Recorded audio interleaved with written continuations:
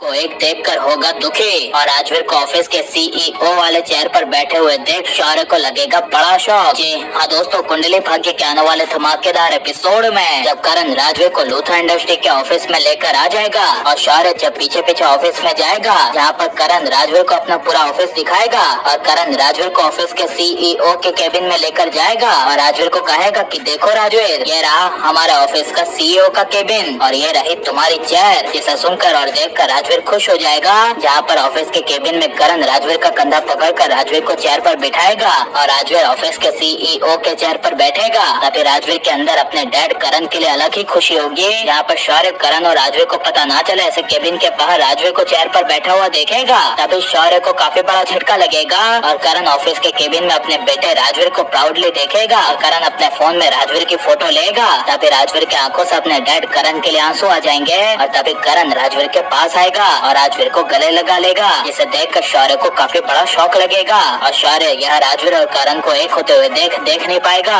और शौर्य की आंखों से आंसू आ जाएंगे और शौर्य ऑफिस के केबिन से वहाँ से चला जाएगा। यहाँ पर जब करण की नजर ऑफिस के केबिन के बाहर जाएगी, तभी करण शौर्य को जाते हुए देख लेगा और एक पल के लिए करण को भी शौर्य के लिए बुरा लगेगा। यहाँ पर जब करण शौर्य को मनाने के लिए ऑफिस के केबिन के बाहर जाएगा और शौर्य जा रहा होगा, तभी करण शौर्य को रोकने की कोशिश करेगा और करण शौर्य को कहेगा शौर्य रुक जाओ। तभी शौर्य जब नहीं रुकेगा, तभी करण दौड़ते हुए अपने बेटे शौर्य के पास जाएगा। यहाँ पर जैसे ही करण पीछे से शौर्य को छुएगा और शौर्य करण के सामने पलटेगा, तभी करण शौर्य के आंखों में आंसू देख करण के होश उड़ जाएंगे और करण शौर्य को कहेगा शौर्य तुम्हारे आंखों में आंसू किस लिए शौर्य, क्या हुआ है? तभी शौर्य कहेगा कुछ नहीं डैड, मुझे क्या होगा, मुझे कुछ नहीं होगा। आपने तो बचपन से मेरा साथ कभी नहीं दिया है। मैं बचपन से लेकर अब तक आपके साथ के लिए कितना ज्यादा तरसा हूँ आपको क्या पता, लेकिन आपने मेरा कभी साथ नहीं दिया, ना ही कभी मेरा ध्यान रखा। बस सिर्फ कुछ दिनों तक आप जब मेरे साथ थे तब मुझे लगा था कि आप मुझे समझने लगे हो और मेरा साथ हमेशा दे रहे हो, लेकिन मैं गलत था डैड। आप मेरे साथ तो कभी थे ही नहीं और मैं तो गलत फहमी में जी रहा था कि जिस डैड ने पूरी जिंदगी भर मुझसे नफरत की वो मेरे साथ कैसे रहेंगे और मेरा साथ कैसे देंगे। यह सुनकर तभी करण शौर्य को कुछ बोल नहीं पाएगा और करण को यह शौर्य की सारी बातें दिल पर लग जाएगी। यहाँ पर जब शौर्य करण को कहेगा कि डैड आपको भी लगता है ना